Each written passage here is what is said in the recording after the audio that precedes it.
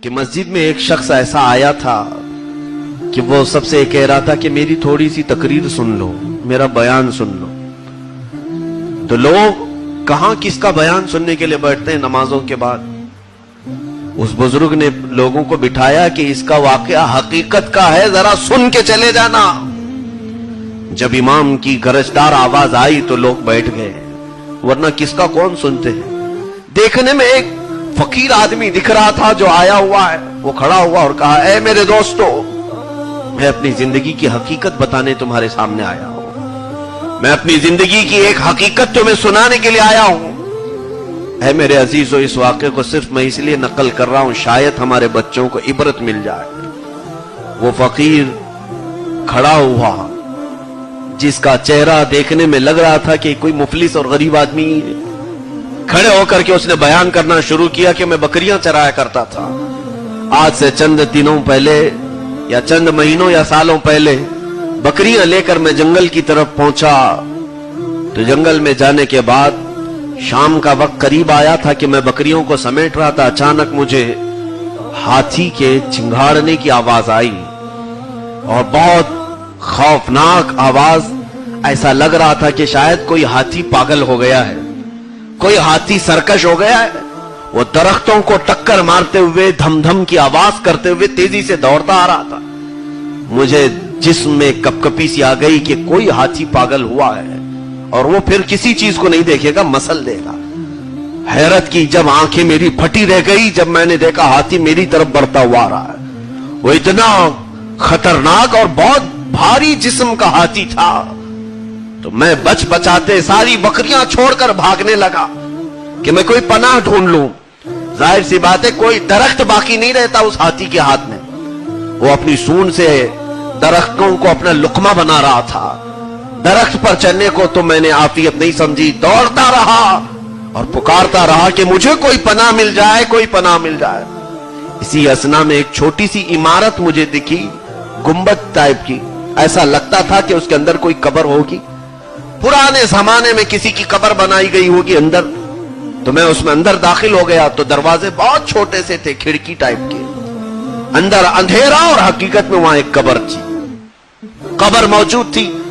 وہ ہاتھی دوڑاتا ہوا وہاں تک پہنچ گیا اور جب وہ اندر داخل نہیں ہو سکتا تھا، چھوٹے سے دروازے تھے، تو اس نے اپنی سونڈ اندر داخل کی مجھے پکڑنے کے لیے یا مجھے روندنے کے لیے. اس دروازے کے اندر سے سونڈ داخل کیا اور اس کی سونڈ خالی صرف مجھے ٹکراتی تھی تو میرا جسم پورا ہل جاتا تھا. بچ بچاتے میں کسی کنارے، دیوار کے کنارے چھپا رہا اندر کے اس کبے میں، اس چھوٹی سی عمارت میں. اچانک دیکھا میں کہ قبر سے کچھ بچھو نکل آئے اور اتنے خطرناک بچھو تھے کہ وہ بچھو رینگتے ہوئے، ظاہر سی بات ہے بچھو اڑتا نہیں، دیواروں پر آنے لگے. میں نے دیکھ لیا کہ یہ بچھو ڈنک مار سکتا ہے. اب میرے پاس بچنے کی کوئی صورت نہیں تھی. ایک طرف باہر ہاتھی ہے اور یہاں بچھو نکلے ہوئے ہیں. اس گنبد سے ایک چین لٹک رہی تھی، زنجیر. میں اس سے لٹک گیا اور اپنے آپ کو بچا رہا تھا. اسی اثنا میں نے دیکھا کہ ہاتھی کی سونڈ کو ایک بچھو نے ڈنک مارا. دیوار پر چلتے ہوئے ایک بچھو نے ہاتھی کو ڈنک مارا جس سے ہاتھی فی الفور مر گیا، ختم، باہر مر گیا اور اس کی سونڈ بھی باہر پڑی تھی. ایسے مرا کہ اس کی سانسیں بھی نہیں سنائی دے رہی تھی، کچھ بھی نہیں. اور اسی اثنا میں وہ کہتا ہے میں نے دیکھا کہ بچھو بھی اندر چلے گئے، نہیں تھے آس پاس، کچھ بھی نہیں تھا. میں نے سوچا شاید میرے بچنے کا کوئی راستہ نکل آیا، نہیں تو اس نے اپنی موت کو بہت قریب دیکھ لیا. وہ کہتا ہے میں دروازے سے باہر نکل آنے کی سوچ رہا تھا لیکن دروازے کے باہر یہ دیو ہیکل ہاتھی پڑا ہوا ہے. اس کے مر جانے کے بعد بھی اس پر سے مجھے گزرنا پڑتا، اس کے علاوہ کوئی راستہ ہی نہیں تھا. ہاتھی کے اوپر سے مجھے گزرنا تھا اور اتنا خطرناک ہاتھی کے مرنے کے بعد بھی ہمارے اندر ہیبت طاری کر رہا تھا. وہ شخص کہتا ہے نہ چاہتے ہوئے بھی میں دروازے سے نکلا اور ہاتھی کے اوپر جیسے ہی میں نے پیر رکھا اس کے پیٹ میں میرا پیر گھس گیا اندر. وہ ہاتھی گل گیا تھا اندر سے، پیر اندر گیا، میں نے پیر باہر نکالا तो मेरे पैर का गोश्त पूरा खत्म हो चुका था। और उसी तरह मैं लंगड़ाते हुए बाहर किसी तरह निकल आया और बच गया।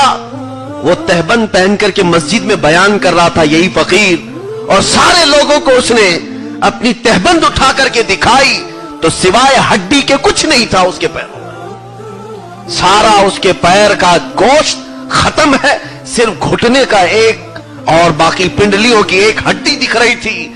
उसने कहा है दोस्तों, मैं ये वाकया इसलिए अर्ज कर रहा हूं कि कब्र से निकला हुआ एक बिच्छू हाथी को डंक मारा, वो इतना जहरीला था कि हाथी फिलफौर मरा भी और जिस्म गला भी, और गले हुए जिस्म पर मेरा पैर पड़ा तो गोश्त खत्म हुआ। ऐ रब्बे जुल जलाल, अगर हमारी कब्रों में वो बिच्छुआं हैं तो फिर हमारा अंजाम क्या होगा, हम सबका अंजाम क्या होने वाला है। और वो कहता है दोस्तों, शायद मुझे रब तबारक व तआला ने कोई पैगाम देने के लिए इस वाक़े को मेरे सामने फरमाया होगा कि मुझे इबरत बना करके तुम्हारे सामने पहुंचाया है। बाज आ जाओ, तुम्हारी ये मुख्तसर सी दुनिया तुम्हें लज्जतों के समंदर में डुबो देगी, मार कर रख देगी, और तुम अपने रब से बहुत दूर कहीं किसी जगह गिर जाओगे और फिर तुम्हें अज़ाब